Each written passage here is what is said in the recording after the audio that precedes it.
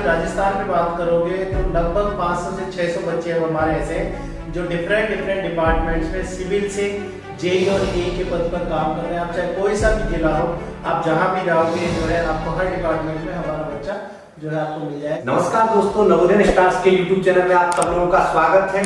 आज हमारे साथ जुड़े हुए हैं राशिद खान सर, जो कि पॉलिटेक्निक कॉलेज में असिस्टेंट प्रोफेसर है। आज सर से हम उनका एजुकेशनल बैकग्राउंड जानेंगे, उनकी स्ट्रेटजी के बारे में जानेंगे और उनके जो अनुभव हैं अब तक के लाइफ के उनके बारे में जानेंगे। तो सर, सबसे पहले मैं आपका स्वागत करता हूं हमारे चैनल में और मैं चाहूंगा कि हमारे दर्शकों को अपना एक बार परिचय दे दें। मैं राशिद खान हूँ और अलवर डिस्ट्रिक्ट में एक छोटे से गांव से बिलोंग करता हूँ। मेरी 12th तक की एजुकेशन मेरे गांव से हुई है। उसके बाद मैं अलवर आया और अलवर से मैंने यहाँ गवर्नमेंट पॉलिटेक्निक कॉलेज अलवर से मैंने डिप्लोमा किया और उसमें मैं राजस्थान टॉपर रहा था। फर्स्ट रैंक मेरी थी। अभी भी जैसे आप जाओगे कॉलेज में तो बोर्ड पे नाम लिखा हुआ है 2006 का राजस्थान टॉपर रहा। उसके बाद मैंने 6 के बाद में फाइनेंशियल कंडीशन अच्छी नहीं थी। मैं जोधपुर MBA मुझे मिल रहा था लेकिन मैं नहीं जा सका। उसके बाद मैंने कुछ 2 साल तक यहाँ जॉब किया। उसके बाद मैंने जो है बीटेक किया 2011 में।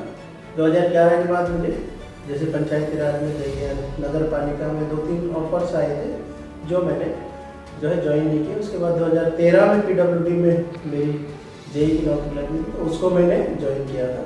लेकिन उसके जस्ट 1 साल 11 महीने बाद मेरा यहाँ गवर्नमेंट पॉलिटेक्निक कॉलेज जिससे मैं पढ़ा था वहीं पर मेरी जो है नियुक्ति आ गई। ये एग्जाम भी मैंने दे रखा था तो मैंने, क्योंकि मेरे को पढ़ाने का शुरू से ही शौक था, तो मैंने वो जॉब छोड़ के यहाँ गवर्नमेंट पॉलिटेक्निक कॉलेज को ज्वाइन कर लिया और पिछले 10 सालों से मैं इसमें अपनी सेवाएं दे रहा हूँ सिविल का।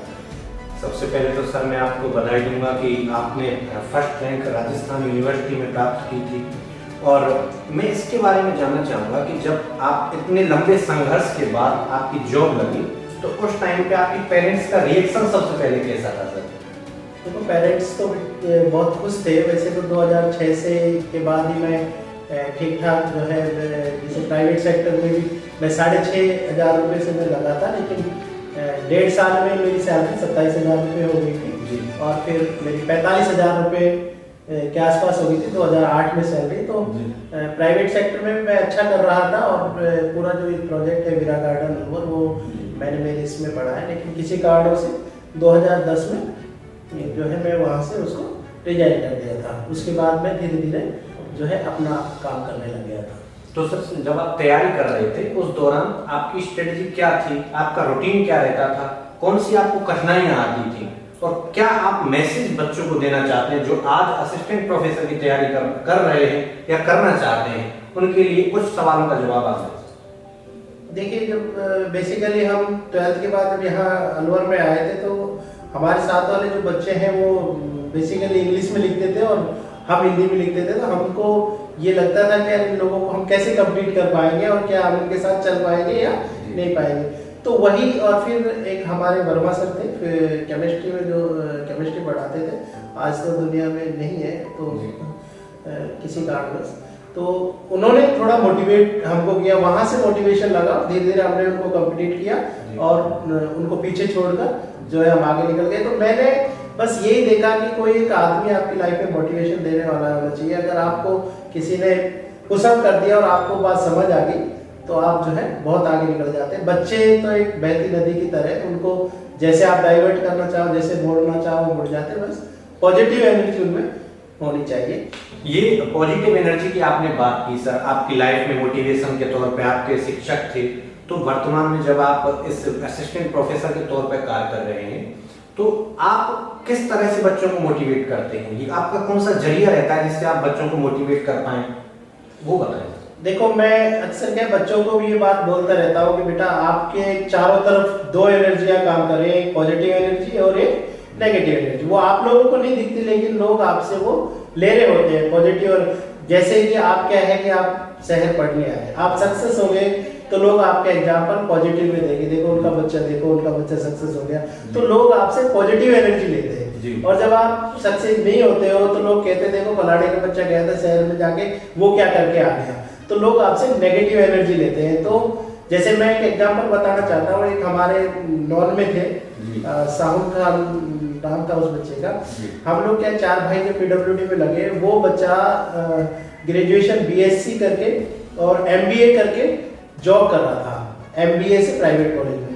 तो हम लोग 4 लगे, तो मेवात इलाके में 4-4 बच्चे एक फैमिली से रिलेटिव्स होते हुए एक साथ जॉब लग जाते, तो बड़ा हड़कंप सा आ गया था। तो उसने क्या किया कि उसने वापस सिविल से जो है MBA करने के बाद सिविल से डिप्लोमा किया और बीटेक किया। आज वो बच्चा गवर्नमेंट में जो है SI के पद पर, जो आपके BSF में जो है सिविल से लगा हुआ है। तो मैं ये मानता हूँ कि उसने कहीं ना कहीं ये एनर्जी ली हमसे कि मैं भी कुछ कर सकता हूँ। जी सर, आपने बताया कि आप ऐसे बैकग्राउंड से आते हैं जहाँ पर लोग कम पढ़ते हैं, मेवात इलाके से आते हैं, तो मैं उसके बारे में भी कुछ बात करूंगा कि जब आप पढ़ते थे और आज जब आप पढ़ा रहे हैं, तब वहाँ पे कुछ शिक्षा में परिवर्तन हुआ है? अगर हुआ है तो किस लेवल पर तक हुआ है? आपके क्या प्रयत्न हैं सर उसके लिए? देखिए सर, बेसिकली कम पढ़ते कोई बहुत बड़ा कारण नहीं। बेसिकली रीजन क्या है कि हमारे जो पेरेंट्स हैं वो उतने अवेयर ही नहीं है। बच्चों को पढ़ाते पहले कम थे, लेकिन अभी बहुत जो है एक तरह से बहुत बड़ा बदलाव आ रहा है। जैसे मैं मेरे फील्ड में ही बात करता हूँ कि जब हमसे पहले आप देखोगे पूरे मेवात में आपको शायद 2, 3 या 4 जो है इंजीनियरिंग में JEE हुए।